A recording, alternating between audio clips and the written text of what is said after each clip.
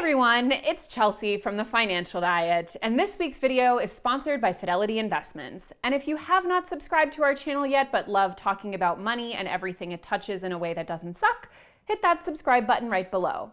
And today we are here to talk about Emily in Paris. Omelette du fromage, as our king said on the streets of Philadelphia the other day when Joe Biden won. So I watched the show Emily in Paris, like many of you, and had a lot of feels about it, both as someone who lived like the really shitty version of Emily's life, almost to a T, a little bit, sort of a combo of her and her friend in the show, but we'll get to that a bit later. But also someone who is kind of passionate about the representation of money in pop culture. As some of you guys might have already been aware, this is another Darren Star joint. He made Sex and the City, he made Younger, he made all of those shows that are sort of iconic for representing women in a way that for a lot of us is just like, not it, chief. Like, it's very focused on conspicuous consumption. It's very focused on male approval as being sort of like the primary value driver of a woman's life. And it's also just like ridiculously unrealistic from a financial / consumer / career perspective. We actually, in partnership with our beloved YouTuber Lindsay Ellis, created a show here on TFD about how Carrie Bradshaw in many ways sort of kickstarted the entire concept of an influencer. I highly recommend you guys check that out. I'll link it in the description. But we are basically 20 years out from Sex and the City as cultural phenomenon, and it kind of seems like in many ways Darren Star is really just playing the hits in terms of this particular representation of women. Now, obviously, there's a lot to critique there from a financial / lifestyle perspective, but as I mentioned, I also happen to have had a somewhat similar trajectory to Emily herself, and so have a lot of feelings about it from that perspective. I moved to France at the age of 21, looking for love and life and success and all of the things that Emily is looking for. I was an au pair like her best friend in the show. I lived in a chambre de bonne like she lives in, although our experiences on that differed wildly, as I'll get into later. I ended up meeting my now husband in France, and I started my career that ended up becoming my full-time life's work as someone who works in media. So in many ways there are some overlaps, but as someone who never had neither the disposable income nor the body mass index of Emily, definitely differed in a lot of ways. Also, I should note, having watched this show, if you have not watched it, well, first of all, I'm going to spoil the hell out of it, so turn back now. But if you haven't watched it, I must comment on the fact that my husband and I, who watched the show together, the first night when we watched the first half, we were having drinks and it was like sort of a party ambiance. Show seemed honestly kind of good. Last night we finished it stone sober, 5 episodes in a row. Not that enjoyable of a show. So take that with a grain of salt, but you may want to get in the right headspace when you're watching it. But all of that said, I have taken away some valuable life and money lessons from the show in a bit of a tongue-in-cheek way, and let's go through them with the 7 biggest life and money lessons I learned from Emily in Paris. Number 1, if you're cute, it doesn't matter if you're qualified. So I feel like the genre of like a hot, naive, young American woman goes to another country where she doesn't speak the language to like stumble her way into success and romance is just like one of like the 5 types of stories we humans have created. It's so ubiquitous and it's so overdone. But this one, even for how common that sort of storytelling is, felt particularly frustrating. So first of all, the actual exposition for how Emily gets to Paris, I'm not exaggerating, takes up about 45 seconds of screen time. And the conceit is a little bit offensive, to say the least. Basically, her older, much more qualified boss, who was supposed to be doing this job in Paris, finds out she's pregnant, so she gets the boot. No more fun project for her. We literally never hear from her again, basically, in the show. And it's just a great message of like, well, she's having a child, so time for her to go and wither and die and get out of our faces so that young, beautiful, carefree Emily can come have the adventure of a lifetime. And because she was never planning to go to France, didn't prepare for it, wasn't at all briefed for this job, is probably not qualified for it in terms of seniority, the sort of entire premise of the show and her charm in the show is that she's completely unqualified for the job. And of course, everything works out perfectly for her because that's the way it works in rom-com / sitcom land. But it's also kind of even underscored within the universe of the show that it's working out so perfectly for her because she is that young, thin, beautiful, unencumbered woman, unlike her pregnant older boss, who I guess should just go die because her life is over. Also, the other people in her office, including people who appeared to have been there for a long time or who are highly qualified at their jobs, are sort of portrayed to be obstacles for Emily because her sort of like cute, fun effervescence is portrayed as this thing that should just always prevail and that we should automatically be on the side of, even though with any kind of context, she is completely unqualified for her job. While in theory, these shows are meant to have you relate to the protagonist, you kind of leave the show feeling like you would just be one of the uggos who's getting walked over by Emily. Number 2 is that chambre de bonne are apparently luxury penthouses when you open the door. Now this one is really just like a personal frustration for me because I actually lived in a chambre de bonne like Emily does in the show, and for those who may need clarification, that just basically means maid's quarters. It's the top floor of all of those old Haussmannian buildings in Paris that have like, you know, the little sloped roofs and everything. It's that top floor where, unlike all of the other real floors of the building, it's sort of very truncated, and often the apartments are chopped up into very little tiny studios because that's where their maids lived in the building. They even in many cases had a separate elevator that they would take up and down so they didn't have to go through the actual lobby, which is how I got into my apartment whenever I came home.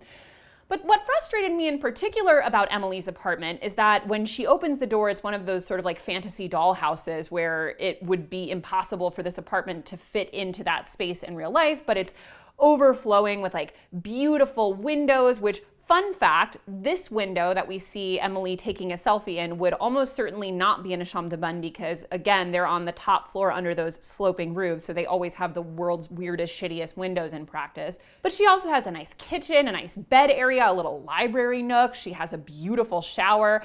Let me explain to you what my chambre de bonne looks like. And I have been digging for photos, but I think even 21-year-old Chelsea knew that that space was not something to memorialize in the image, so I don't have pictures of it, but to describe it. So my chambre de bonne was 90 square feet total, which I don't know if you guys like can relate to that spatially, but it's like half a room, basically. I had a shower in the kitchen, and that is true and accurate. My shower was in my kitchen. It was like a kitchenette with a shower in it. My toilet was in the hallway. That was a communal hallway that everyone had to share, so just the experience of going to the bathroom was highly traumatic. I had a lofted bed, which actually prevented me from opening the one like shoebox size window that I had more than like 5 inches. So it was constantly very just like moist in the apartment because of a lack of ventilation, which was a great textural experience. Also, because it was a lofted bed with a very short ceiling, there was approximately 6 inches of space between your head and the ceiling when you were sleeping in the lofted bed, which really speaks volumes to how desperate Mark was when he first met me, that he was willing to frequently come over to that apartment and hang out with me because I don't know if you guys have heard, but Mark's 6'4", and that was definitely not adapted to his size. Point being, while basically all sitcoms and rom-coms really push the limits of like what a young, you know, fresh face in the city can expect in terms of their apartments, this one truly shot me right in the heart because it could not be more misleading. Number 3 is that everything is fashion if you're a size 00. So let's just take a brief tour through some of Emily's fashion moments. We're loving it. We're living it. We're just vibing right along with her. These outfits are insane. Let's be clear, they're insane. No one who is not Lily Collins wearing this outfit would be perceived as fashionable. And while they sort of make allusions to the fact that she's not perceived as super chic on the show, you're still, as a viewer, supposed to find her clothing aspirational, which is a joke. But actually, this exact dynamic is sort of Darren Star's calling card. If we might recall some of Carrie Bradshaw's outfits, there were many, many looks that she wore that were just essentially a flex for being the size that she was, but made no coherent sense as an outfit and would have looked absurd on anyone else. See here, here, or here. But what's particularly disappointing in this dynamic about Emily in Paris is how much one would have hoped that in the 20-ish years since Sex and the City was the show, that we would have sort of evolved on this front. But it appears that while our mediums of communication and imagery may have changed, the fixation on thinness as an arbiter of chic or fashionable has pretty much remained the same. And it's interesting that Emily's stated profession in this show is basically social media expert. Because while we often like to think of social media as a place that can kind of democratize image and expose us to a much, much wider range of body types and ideas of what is considered fashionable or aspirational, in many cases, social media has only served to homogenize this aspirational idea of thinness or beauty, leading to, for example, the famous Instagram face that many Instagram models are sort of working toward, or the promulgation of things like thinspiration on social media platforms like TikTok. Weight loss videos are everywhere on TikTok. Content tagged #WeightLossCheck has nearly 285 million views for just one example. It's essentially never addressed on the show how Emily's thinness, and to be clear, the actress Lily Collins is incredibly thin, it's never quite addressed how that dynamic plays into both her perceived fashion sense as well as her relevance as an arbiter of social media cool. But it is essentially the teeny tiny elephant in every frame of the show. And given that, like Carrie Bradshaw, Emily isn't just an average-sized woman, but someone thinner than, quite frankly, many models, it goes to show how little our idea of aspiration has evolved since Sex and the City on either front. Number 4, when you move to Europe, money doesn't exist. I feel like the undercurrent of this show, like any Darren Star joint, is really just the ambient unawareness of money in any form or fashion. There are a few moments here and there in the show where we understand that money exists in some vague capacity, like Gabriel's quest to purchase a literal restaurant, which is always extremely low stakes because a bunch of random people are constantly just offering him the startup capital for no reason. But even with those brief check-ins, the overall vibe is just like money. Everyone is constantly decked out in head-to-toe couture. They're always being whisked away to various vacations and shopping trips. They're constantly dining out at nice restaurants regardless of their employment status. And frankly, in 2020, like all that thin fashion business, it feels more outdated and out of touch than ever. In fact, the website The Dip actually did an episode-by-episode breakdown of what Emily had to spend to live her life in that episode. And the results are pretty obscene. Here's just one snapshot of the first episode, which in total cost her over $33,000. And there's 10 episodes. Don't get me wrong, there is always an element of the escapism to these shows that's enjoyable, because who doesn't want to turn their head off every now and then and just be in a place where money doesn't matter and no one has problems? But there's a difference between being somewhat aspirational given the circumstances and trotting out yet another show where someone who seems to be basically at an intern level job is wearing outfits that routinely cost $20,000 or more. Darren Star definitely giving us some OK Boomer vibes with these choices. Number 5 is that billionaires just randomly choose to be nannies for the freedom. So I think the most personally offensive subplot on this show for me was Mindy. This is Emily's best friend, who is the daughter of the billionaire zipper king in China, who has fled her home despite her father literally sending her pictures of the mansions and like Rolls Royces that he's bought her to entice her to come back, because she wants freedom, but also because she wants to escape the shame that she incurred by doing a bad singing performance on a singing competition show in China. Which is like, I just really want to be smoking whatever that writer's room was smoking when they came up with her backstory, because it's like, you guys could have just picked one route with that. But suffice it to say, they depict her as this girl who is turning away just endless amounts of wealth and privilege to be a nanny / au pair for a French family, to like live life on her own terms and like experience Paris like, I guess, a real poor person. I don't really know what the goal was there. And I have been an au pair. In Paris, of all places. And let me tell you that while it can be a mutually enjoyable and beneficial experience, it was for me, it is also not like billionaire Rumspringa. Like, people do it because they need the money and the stability. I was a student, it provided me a place to live, the aforementioned chambre de bonne, and it also gave me a steady income that I could use to spend on a few things here and there. But I, of course, would not have done the job if I didn't need to, because it's hard work. And in fact, the reality of the au pair world is actually that it is often quite exploitative, particularly in hyper-competitive markets like Paris, where many people want to go. I happen to have a fairly wide pick of families when I moved to Paris because I was already bilingual and therefore could integrate much more easily into a wider variety of families, meaning that I could pick a home where, for example, I had my own separate living space rather than living with the family, which is often very common. but also I could negotiate a higher rate and just generally could advocate for myself more because I could move more freely around my host society. But even in my own personal experience, I actually, with my at the time host mother, who's now a friend of mine, freed my friend in the middle of the night by picking her up in a van from an exploitative and emotionally abusive host family. My friend was in Paris at the time as well, being an au pair, and while I lucked out with a great situation, she ended up in a family that was so toxic for her that she literally had to leave in the middle of the night. And my host mother at the time ended up writing a actual legal letter with attorneys and everything to that family, excoriating them for what they've done and basically saying if they do anything to come after her, that they would be basically defending my friend. And keep in mind, my friend who was put in this horrible situation was an American with a master's degree. Imagine how people who do not have that level of privilege are often treated in these situations. In fact, au pairs, most of whom are women, are each charged as much as $2,500 to participate in what placement agencies and the State Department describe as a, quote, cultural exchange program for young people looking to practice their English and learn about American culture.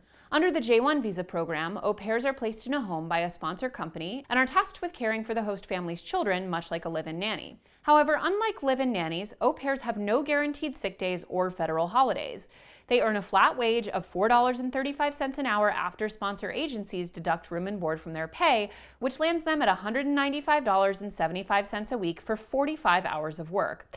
In 2015, sponsor agencies received and forwarded to the State Department more than 3,500 complaints, according to an internal analysis obtained by Politico. All of this is to say that portraying being an au pair as just another sort of frivolous thing that rich people do to have a little fun is, to say the least, inaccurate and potentially dangerously misleading.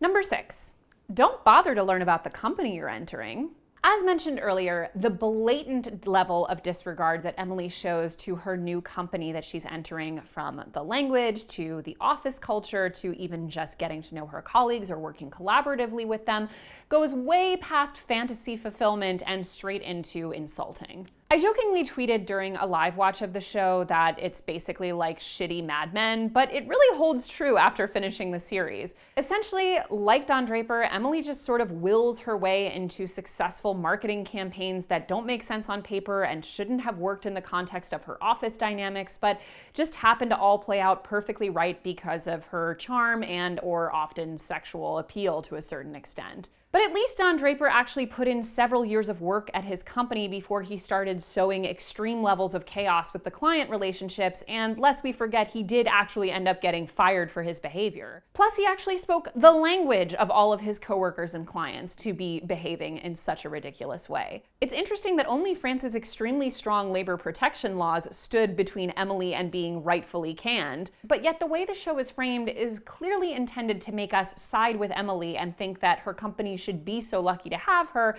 and that her boss was behaving completely irrationally to have tried to fire her. But even if we go along with all of the charmed encounters that Emily has with her various client relationships, we're still left with a portrait of an employee who is at minimum incapable of collaborating with any other employees, and seems in certain cases to have just pushed them out of the company. Like, what happened to that woman who worked on social media when Emily first arrived? Like, did Emily kill her? What happened there? Unclear. Point being, Emily was a terrible employee. Lastly, number 7 is that talent matters less than rich friends. I think the ultimate takeaway of this show is that nothing really matters when compared to the rich people who can step in at the last minute and deus ex machina you out of whatever problem you might be having. These are people to buy you a restaurant, rich parents to fall back on, heavy-hitting clients that will save a failing business, friends whose parents are rich enough to become clients, and so on and so forth. And maybe this is the most depressing thing about this show in the context of 2020,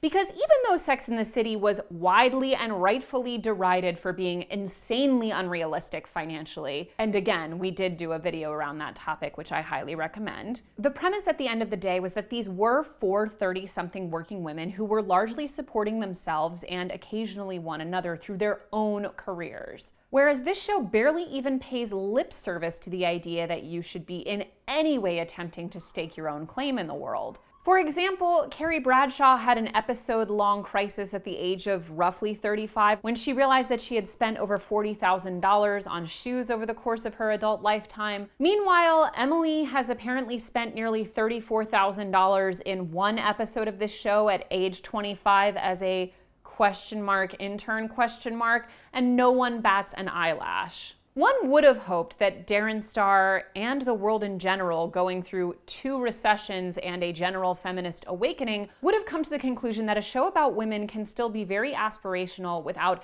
completely abandoning the idea of self-sufficiency or pegging their entire interest to their love lives. With Emily in Paris, although the setting has changed slightly, that entire dynamic of a woman being about the bag she has on her wrist and the man she has on her arm being her defining characteristics has been made just as clear. The life lessons you draw from this show go well past just being rom-com frivolous into downright offensive. And while the show does provide a level of escapism that can be enjoyable when we're all looking down the barrel of quarantine number 2, I find that its level of confection leaves you with more than a bit of a toothache. This was my movie critic moment. I hope everyone liked it.